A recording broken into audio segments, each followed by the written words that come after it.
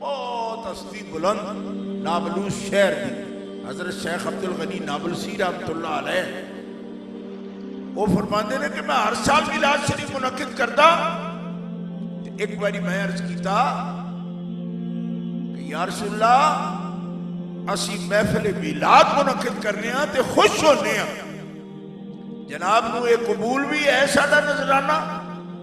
تے چونکہ وہ اپنے وقت دے مجدد اسلام سن, اعلیٰ حضرت مولا شاہ احمد رضا خان نے فتاوی رضویہ دے اندر بار بار شیخ عبد الغنی نابلسی دا ذکر فرمایا تے انہوں نے مجدد لکھے.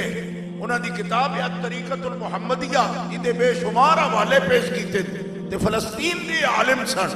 میں انہاں دی قبر انور دی بھی تقریباً کوئی ادھے میل دور تو کھلو کے زیارت کی تھی اور عجیب منظر دیکھا. میں 2.5 سال پہلے فلسطین ہی سا گیا, رجب شریف دا مہینہ سی تے نابلوس میں گیا زیارت واسطے تے یہودی اوتھے بندوق لے کے کھڑا ہے, کہنے لگا یہ خاص بارڈر ایریا ہے ایتھے تو جا نہیں ہے سکتا, تو چونکہ پاکستانی برٹش ہے, میرے کو چونکہ ڈیول نیشنل ہے میں برٹش پاسپورٹ بھی سی. انہیں کہا ہے ہمیں برٹش پاسپورٹ پر تو ہے پاکستانی برٹش, اس واسطے تینوں اتھے جان نہیں دین لگے, یہ بارڈر ایریا ہے بڑا حساس, اتھے نہیں جانا.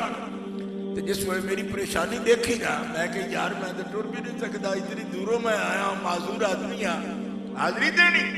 کہنے لگے اتنے کوئی پرافٹ ہے, اتنے کوئی پیغمبر دی قبر ہے جدے واسطے اتنا تو پریشان ہے. میں کہا پیغمبر نہیں پر پیغمبر دا سچا عاشق ہے وہی قبر جانا ہے. کہنے لگا تیرا جذبہ میں نے اچھا لگا, تو فیک نہیں گل کرتا پیا, اے دے وچ میں نے سچائی نظر آ رہی. میں آخیا پھر کوئی تعاون کر ساڈے نال ہے.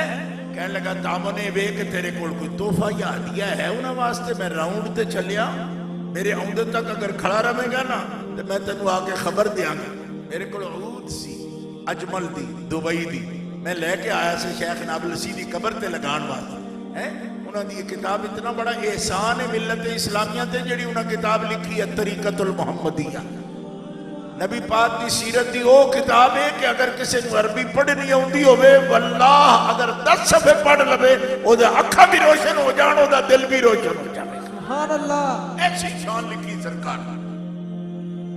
میں عرض کیتا کہ اے میرے کول عود ہے, اے میں کوئی 150 ریال درہم دبئی والا دے کے آندا ہے میرا شیخ دے مزار واسطے.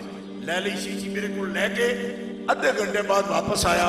کہنے لگا کہ میں شیخ دے دروازے دے اتے جا کے نا اور سامنے تینوں مسجد نظر آ رہی, میں کہ آ رہی اے او دے نال مزار آپ دا, تے میں دروازے اتے جا کے یہ مل دیتی ساری جڑی تو میں شیشی دیتی ہے خالی میں لے آیا.